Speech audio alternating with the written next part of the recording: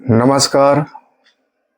मैं सुभाष बंशीधर वत्स आप सबका अपना चैनल अमृतम टीवी में सहृदय स्वागत करता हूं, अभिनंदन करता हूं। आज का हमारा विषय वीडियो है चंद्र ग्रहण के ऊपर तथा होली के ऊपर। आज चंद्र ग्रहण जो है मार्च में, क्योंकि चंद्र ग्रहण तथा होली 3 तारीख को चंद्र ग्रहण लग रहा है और 4 तारीख को होली मनाई जाएगी। तो आइए सबसे पहले हम बात करें चंद्र ग्रहण के ऊपर। तो चंद्र ग्रहण का सूतक काल जो लग रहा है वह लग रहा है 9:39 सुबह 9:39 से शाम 6:46 पर यह चंद्र ग्रहण पूर्ण होगा। सूतक 8 घंटे पहले लग जाती है, आप सबको पता है। और चंद्र ग्रहण का परमग्राही ग्रहण काल होगा वह 4:35 से शाम को 4:35 से 5:04 तक परमग्राही चंद्र ग्रहण लगेगा।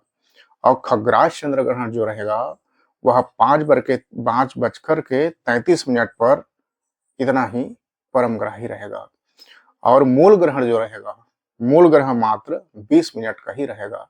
तो मूल चंद्र ग्रहण जो रहेगा 6:26 से लेकर के 6:46 तक यह जो है मूल ग्रहण रहेगा।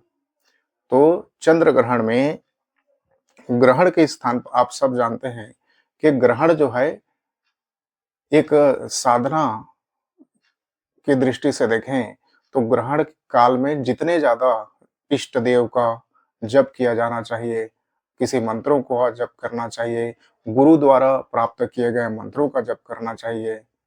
हर किसी भी स्तोत्र जो आप नियमित स्तोत्र का पाठ कर रहे हैं उस नियमित स्तोत्र का जप आपको करना चाहिए। जितनी देर तक हो सके, जितनी देर तक ग्रहण लगा हुआ है उस तक आपको जप करते रहना चाहिए। खास करके जो साधना के मार्ग पे हैं वह अपने मंत्रों को ज्यादा से ज्यादा जप करें ताकि उनके मंत्रों में शक्ति ऊर्जा बनी रहे और उस मंत्रों पर प्रवाह निरंतर बना रहे।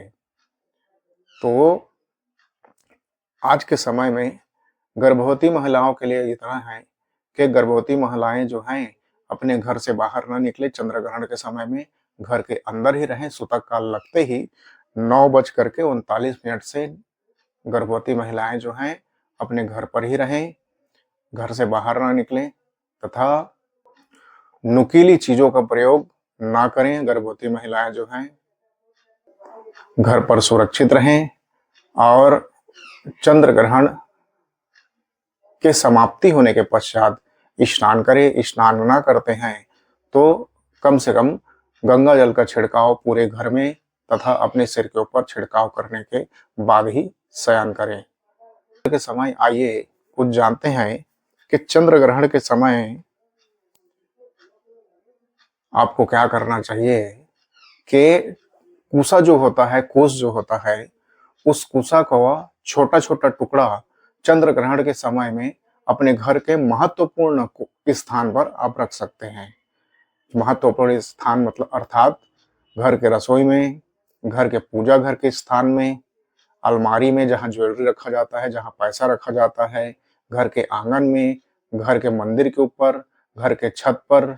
इस पर यह असर होगा कि अगर चंद्र ग्रहण के समय में या होली के समय में आप पर किसी भी प्रकार का कोई तांत्रिक क्रिया करता है या कोई किसी प्रकार का तांत्रिक क्रिया किया जाता है तो उस तांत्रिक क्रिया का असर नहीं होता, क्योंकि यह कुशोत्पाटनी एकादशी को यह कुश विधि विधान से पूजा पाठ करके लाया जाता है और इस कुश में इतनी शक्ति होती है। अगर आप शहर के हैं, शहर से देख रहे हैं, तो अगर आप बोलेंगे कि कुश हमारे पास नहीं है तो दूर्वा अर्थात दूबी घास का भी आप प्रयोग कर सकते हैं। उसके स्थान पर आप जौ, जिसको हम हवन करते हैं, हवन में मिला करके उस जौ का भी आप प्रयोग कर सकते हैं।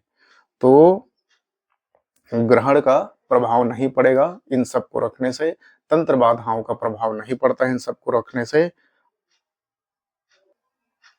चंद्र ग्रहण पे मौका ऐसा बन रहा है कि चंद्र ग्रहण पर आप सब जब अनुष्ठान करते ही करते हैं, किंतु इस बार का चंद्र ग्रहण तथा होली एक ऐसा मौका है कि चंद्र ग्रहण पर जो भी आप जप करेंगे तो उसके बाद होली है, तो होली की रात्रि अर्थात शास्त्रों में कहा गया है कि काल रात्रि महारात्रि मोह रात्रि च दारुणा, अर्थात आप दारुण रात्रि जो होती है वह होली की भी रात्रि होती है।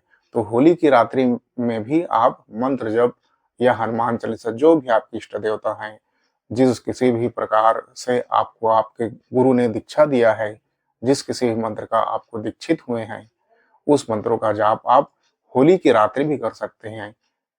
तो आप होली की रात्रि में यथाशक्ति अपने इष्ट मंत्र, गुरु मंत्र या स्तोत्र की जप करें। और होली के दिन का छोटा-छोटा आपको प्रयोग बता रहे हैं कि एक प्रयोग ये है कि एक नारियल लेना है, सूखा गोला। नारियल को अपने सिर से 7 बार गोला उतार करके होलिका में जा करके डाल दीजिए। इसको करने से आपके सारे संकट दूर हो जाते हैं। कपूर तथा लौंग इन दोनों को लेकर के अग्नि में ओम जयंती मंगला काली भद्रकाली कपालिनी दुर्गा क्षमा शिवा धात्री स्वाहा स्वधा नमस्तुते, इनको बोलते हुए 11 बार आप अग्नि में आहुति दीजिए, तो इससे पितृ दोष आपका दूर होगा। कपूर और लौंग को हवन करने से अग्नि होलिका में तथा गोबर के कंडे जलाने से माँ के ऊपर आया हुआ संकट दूर होता है। जब आप गोबर के कंडे को जलाते हैं होलिका में, तो माँ के ऊपर में आया संकट दूर होता है। तथा घी को चढ़ाने से, घी को होलिका की अग्नि में आहुति देने से माता लक्ष्मी प्रसन्न होती है, आपका जीवन धन धान्य से भरा रहेगा।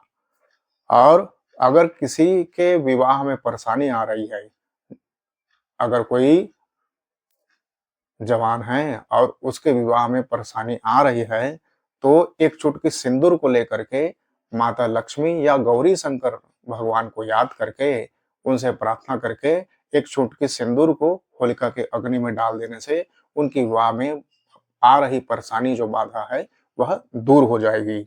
और जहाँ पे होलिका जलती रहती है वहां पर अगर चौमुखा दिया जलाएं, आटे का दीपक लेकर के चौमुखा दिया जलाएं सरसों के तेल से, तो जिन लोग को काम रुक जाता है उन लोग को काम रुकेगा नहीं, वो लोगों का काम सुचारू रूप से चलते रहेगा।